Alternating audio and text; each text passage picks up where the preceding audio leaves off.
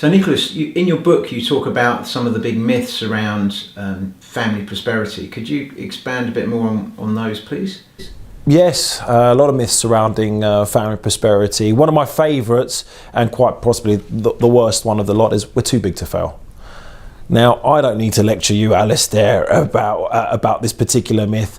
I mean, how many companies have we seen in the last 10 years go bankrupt? You know, Lehman Brothers, Woolworths, you know, British Home Stores right now is going through huge financial constraints. So if blue chip companies aren't too big to fail, then why should your family be too big to fail? Take the Vanderbilts, for example. When turn of the 20th century, the family was worth close to $100 billion, give or take, in the time value of money. Within 75 to 80 years, there were no millionaires left within that family. I mean, that's just a shocking statistic. It can happen to anyone and everyone. You're never too big to fail. So that's one of the myths. The other myths that we see with families is that they have a will. They have a will, and everything is created in such a way that it's robust in terms of tax. I mean, yes, tax is important, but it's not the be-all and end-all. Wills do not communicate. We explain this to a lot of the families that we speak to. It's like, do not wait until you pass away to let your children know what they're going to get and why they're getting it. These are conversations that need to be made during your lifetime. Wills on their own, it doesn't matter how robust they are, how tightly knit they're drawn up, or what trust structures you have, or how amazing your tax advice is. You need to be communicating today with your children, because if you don't communicate with them today, I guarantee you they're going to end up in court after you pass away. And I seriously doubt any first or even second generation wants that to be their legacy. Their kids ending up in court because mother, father forgot to explain to them, or completely ignored explaining to them why they inherited what they're going to inherit in accordance with the will. So that's another myth. You know, I have a will, therefore we're okay. Another myth that again I see time and time again is everything's okay today. And because everything's okay today, everything will always be okay. And this is also known as normality bias. Now, normality bias is exactly that. The false impression that you get because everything is okay today, and it's a false assumption that everything will always be okay. Now, we know that if you fail to plan, you're planning to fail. It's a common phrase. It's said time and time again. If you are not planning your family legacy, if you're not planning how your children and your grandkids are going to look after your wealth, then you are effectively planning to fail.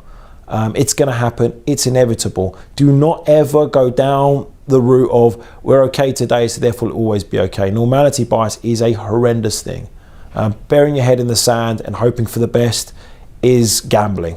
And if you want to gamble with your legacy, if you want to gamble with your family relationships and your financial legacy, go for it. I personally wouldn't advise it, but again, it's up to the families themselves. So do not gamble. Do not assume or go down the false impression that everything's going to be okay tomorrow just because it's okay today. It's very easy to get into your comfort zone, to fall into your comfort zone. And unfortunately, Alistair, a lot of first generation, it's an issue with first generation, they have this assumption that they're going to live forever. That there's no need to deal with this now because I'm fit and I'm healthy and nothing's ever going to happen to me. But as you're well aware, we're all human beings. The inevitable is going to happen. Why put it to chance? You know, why? You know, what do you want your legacy to be?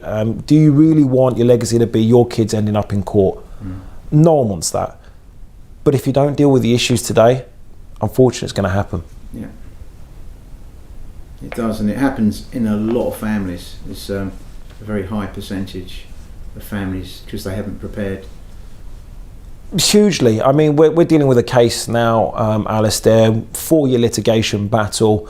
Unfortunately, the clients approached us way too late when the proverbial hit the fan, shall we say, and we had to uncover the issues that were going on between brother and sister. And it's been a horrendous and hugely expensive litigation battle.